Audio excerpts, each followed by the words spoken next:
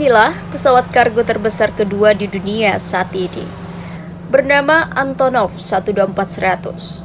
Pesawat yang dirancang oleh Antonov ASTC di kota Kiev, Ukraina ini memiliki panjang 69,10 meter dengan tinggi 21,07 meter serta rentangan sayap mencapai 73,30 meter dengan luas areanya 26,28 meter.